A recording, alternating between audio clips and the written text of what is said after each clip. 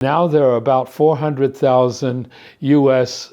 sailors and soldiers deployed in the Pacific theater. Most of them are with the U.S. allies in the Far East, South Korea and Japan, especially in its colony Okinawa, but they also have significant base presence in the Philippines and their coordinating center in Hawaii, as well as deployment nodes in San Diego in Southern California, San Francisco Bay Area, as well as in the Seattle area, in the Puget Sound.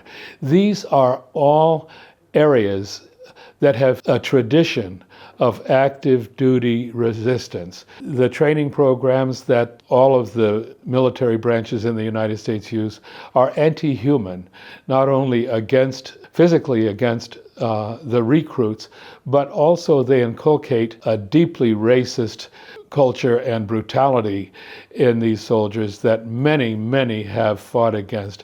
There is a GI resistance hotline based on the West Coast that has seen an increase from about 10,000 inquiries a year to about 30,000 inquiries in the most recent period. If we can bring this united front against fascism and militarism as a strengthening force to support these GIs, we will be able to provide the missing ingredient that has made it frustrating, often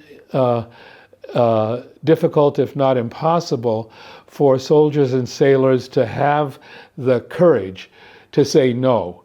They need a strong civilian movement behind it. But when they do have it, as they did, for example, during the Vietnam War period, they can be the critical force that actually disarms the U.S. military machine.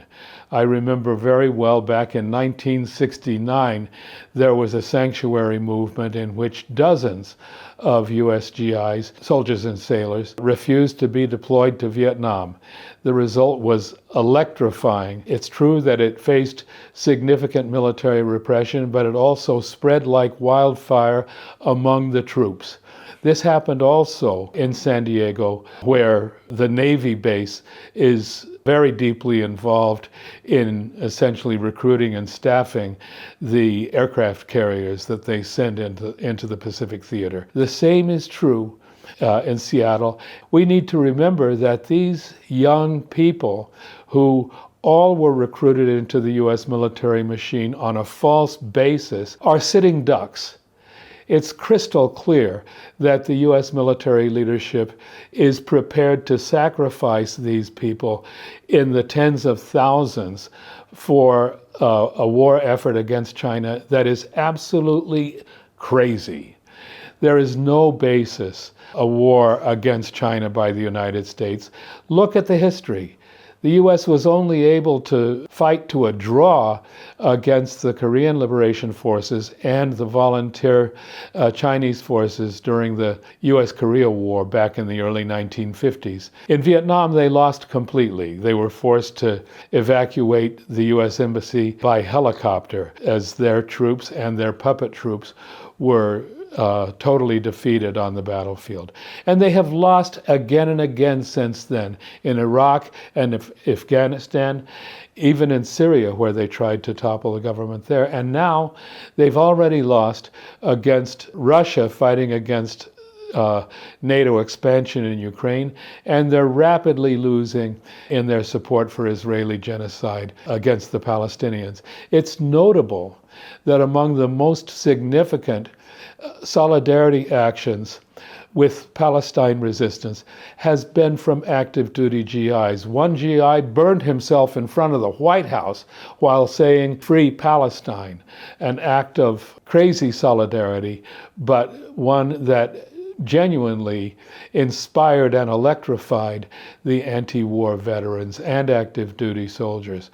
So there is a kind of what you could call dry kindling of a prairie fire that can happen in the United States in opposition to the obvious blunders of the U.S. government in supporting fascism in Ukraine and fascist genocide in Israel.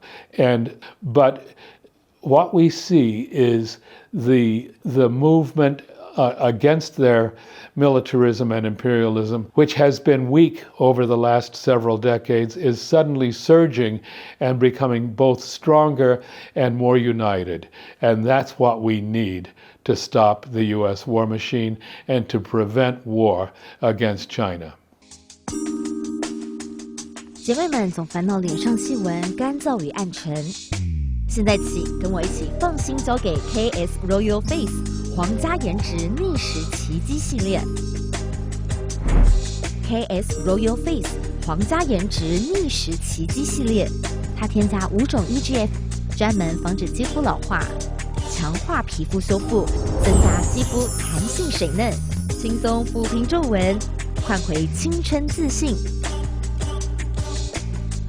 KS Royal Face 皇家颜值逆时奇迹，护肤露、全效精华、精华霜，即刻启动冻龄密码。